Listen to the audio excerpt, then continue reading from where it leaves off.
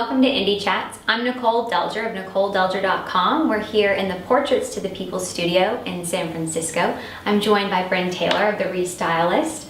Thank you so much for joining me today. My pleasure. Thank you so much for having me.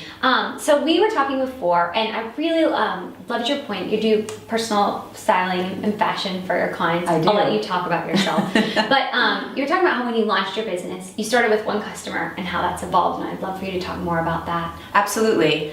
You know, when I started my business, I was catering towards women over 40, and that was, I thought being more specific would be better, and I thought I could really just take that and go with it. And as I started getting real clients and the months went on, I noticed that that was a little too specific, and I was having clients come up to me and almost apologizing for not being over 40 and being like, but can you still please make me look good?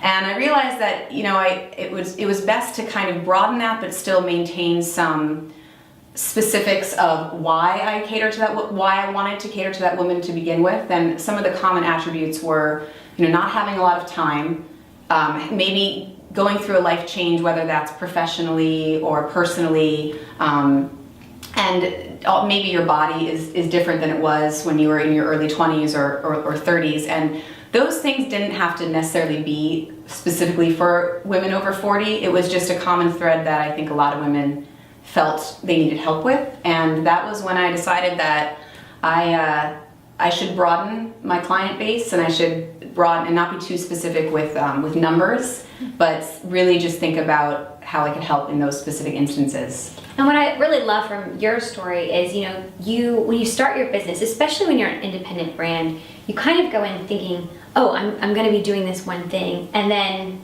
it starts to evolve. Yes. I have no idea how anybody starts a business and is successful, like, off the bat. I mean, it's just, I knew nothing. I thought I knew everything. I thought I was the bee's knees. I thought, like, I'm going to go into this, I'm going to begin this business. It is going to be, like, super easy to figure it out, and I'm going to be, you know, making a ton of money. I couldn't have done that without trying in the first place. You know, if I didn't dive in, I wouldn't have known how to kind of reorganize and restructure and have that reality check. Yeah, and for you, you know, you're in a great place with your business now, and you're continuing to evolve. And we've talked a little bit about, you know, you're starting to consider a rebrand, and I'd love for you to just that process for so many people who might be watching is, okay, something's going on in my business, and I need to make a change, but I've done all this work. Yes. So what does that look like? You know, It looks very scary. It is very scary. So my business currently is the Stylist, and that is the official business name. And this is actually the first time I'm kind of announcing it. Is I'm rebranding and changing my business name to be Bryn Taylor Personal Style Management. And that was a really scary thing to decide to do, but it just feels like the right time. And I think that what made me decide to do this is the Stylist was a catchy name that I came up with before I really dove into what I do.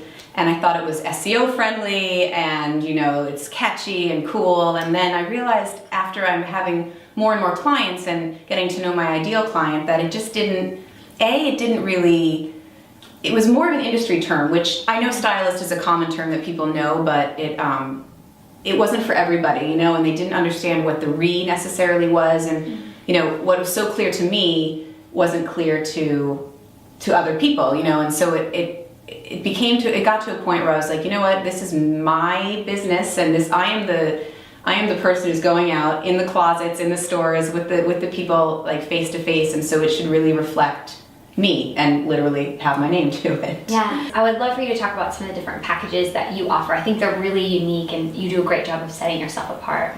Sure. So I offer 3 levels of packages. The basic level is called the closet package, and that is 1 to 2 sessions where I will meet with my client at their home. We will go through their closet, and I'm interested in them telling me a little bit about every piece of clothing they own. Now, that is excluding what they sleep in, what they work out in, so we're not going to be there for about, you know, 24 hours, but I really want to get behind their what was the motivation behind purchasing, things like that. And even if it's something they don't want to wear or something that doesn't reflect the style they want, it's still important for me to have a starting point. And so that basic package begins with a closet edit and then ends with an outfit assembly session where I go in and mix and match items from their current closet and create outfits. And I take photos of all the outfits and I create a lookbook for them. And it's either a lookbook they can have on their iPad or an actual hard copy. Some of my clients like to just have it on the shelf in their closet to reference every morning and say, okay, you know, today's client meeting day, so this is what Bryn suggests I wear, or, you know, it's date night, so this is what I'm wearing. I love that. I love that. And I think, you know, for those watching who are independent brands, is when you are creating a customer experience, what can you offer that goes above and beyond? And I love that about the lookbook. This came, it wasn't in the original business plan, I suppose. It was one of those things where when I was assisting stylists when I first began, we would do these home sessions and they would take some pictures of outfits they put together, but it was very casual and it wasn't really something that was developed. And I thought, you know, a lot of the things I hear from my clients are about how they just don't want to think about it. They want to open their closet door in the morning, look at their clothes, know that everything works, and also know how to put it together and not have to scroll through notes or scroll through emails. So they just take either their iPad or this book that I sent them, and it's just, you know, a visual reminder of what to wear and how to put it together, and they know that it works. I think that's a huge time saver. I think what's great too is you are educating your clients. So, yes, you know, there's a flip side to that. Yes. I had a client the other day who I just checked in on at around the early spring, and she said, "You are your own worst enemy because you have taught me how to really shop smarter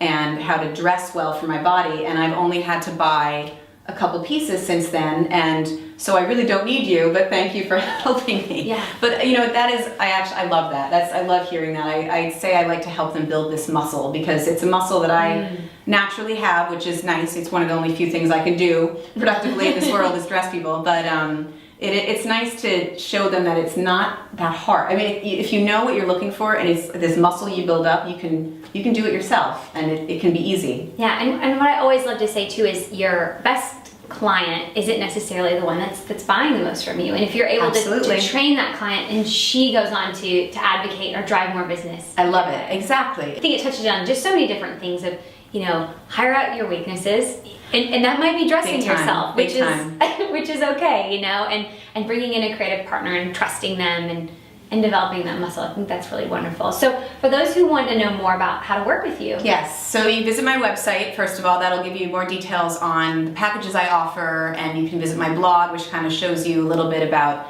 my style and how I just, talk to people. And that's at therestylist.com. And if you want to email me directly, it's bryn@therestylist.com. Awesome. And thank you guys so much for watching. If you have comments or questions, please visit NicoleDelger.com, comment on our blog, and let us know what you think. If you want these kinds of updates and insights for your brand delivered right to your mailbox, hop on my newsletter. Thanks so much to Sarah Deragon of Portraits to the People for having us in her studio here in San Francisco. Bryn, thank you for your time, and until next time, guys.